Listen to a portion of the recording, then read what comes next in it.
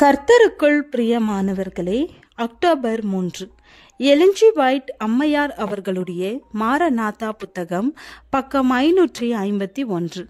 இன்றைய தியானத்திற்காக தெரிந்து கொள்ளப்பட்ட தலைப்பானது 7வது வாதையை பற்றி சித்திரம் போன்ற ஒரு விளக்கம். வசனம் யோபு 38வது அதிகாரம், வசனம் 22-23. உறைந்த மலையின் பண்டசாலைகளுக்குள் நீ பிரவேசித்தாயோ? கல்மலையிருக்கிற பண்டசாலைகளை பார்த்தாயோ? ஆபத்து வரும் காலத்திலும் பிரயோகிக்கும்படி நான் அவைகளை வைத்திருக்கிறேன். ஆஸ்திரேலியாவிலுள்ள ப்ராஸ்பெக்ட் என்ற இடத்தில் எனக்காக காத்திருந்த பணி நிமித்தம் நான் செல்லும்போது ஃபைரன் பெல்ட், சாரா பெல்டன் சகோதரி மே லேசி ஆகியோர் என்னுடன் வந்தார்கள். எங்களுடைய கூட்டத்தை முடித்துவிட்டு அந்த வீட்டை விட்டு வெளியேறும்போது ஒரு புயல் வந்து கொண்டிருப்பதை நாங்கள் கண்டோம். எச்சரிக்கப்பட்டதால் எங்கள் குதிரை வண்டியில் துணிவுடன் வேகமாக சென்று கொண்டிருந்தோம். ஏறக்குறைய வீட்டை அடைந்து விட்ட நேரத்தில் பலமான புயல் காற்று எங்களை தாக்கியது. பெரிய பெரிய பனிக்கற்கள் விழத் தொடங்கின. ஒவ்வொன்றும் ஏறக்குறைய ஒரு கோழி முட்டையின் அளவில் இருந்தது. அவைகள் குதிரை குட்டிகளின் மேல் பயங்கரமான வேகத்தோடு மோதியதால் அக்குட்டிகள் மிரண்டு போயின. நான் ஃபைரனிடம், நீ கீழே இறங்கு, குதிரையின் காதில் போய் பேசு, அதை அடித்து கொண்டிருப்பது நீ அல்லவென்று அவைகளுக்கு தெரியட்டும் என்றேன். நான் சொன்னது போலவே அவர்கள் செய்தார்.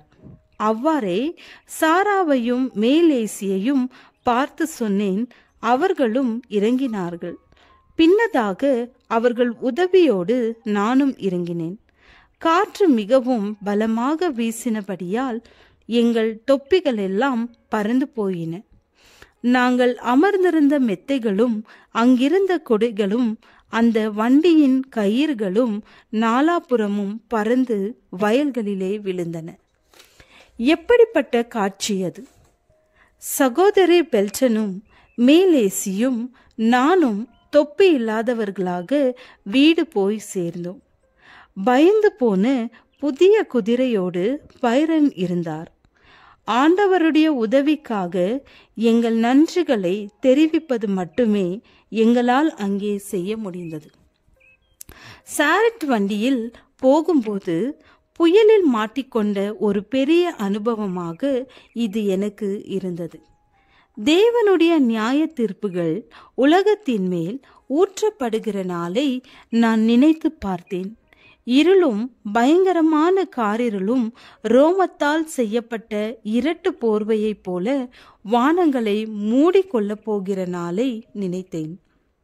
நீங்கள் உங்கள் வழியே போய் தேவனுடைய உக்கிரமாகிய கோபாக்கினையை பூமியின் மேல் ஊற்றுங்கள் என்று ஆண்டவருடைய வல்லமையான சத்தம் தூதர்களுக்கு கட்டளை கொடுக்கும்போது எப்படி இருக்கும் என்பதை என் மனம் கற்பனை செய்து பார்த்தது. வெளிப்படுத்துதல் 6, 7 அதிகாரங்கள் மிகுந்த அர்த்தமுள்ளவைகளா இருந்தன. ஆண்டவர் வெளிப்படுத்தி இருக்கிற அவருடைய நியாய தீர்ப்புகள் மகா பயங்கரமானவைகள். 7 தூதர்களும் தங்களது கட்டளைகளை பெற்றுக்கொள்வதற்காக, உத்தரவை பெற்றுக்கொள்வதற்காக ஆண்டவருக்கு முன்பாக நிற்க வேண்டும். அவர்களுக்கு 7 எக்காலங்கள் கொடுக்கப்பட்டன. இப்பூமியின் குடிகளை தண்டிப்பதற்காக ஆண்டவர் போகிறார். அவருடைய வாதிகள் பூமியின் மேல் வரும்போது தாளந்து நிறையான கல்மலை வானத்திலிருந்து துன்மார்க்கர் மேல் விழும். ஜெபம். கர்த்தாவே, மற்றவர்களை அற்பமாய் நடத்தாதபடி எங்களை காத்துக்கொள்ளும். ஆமென்.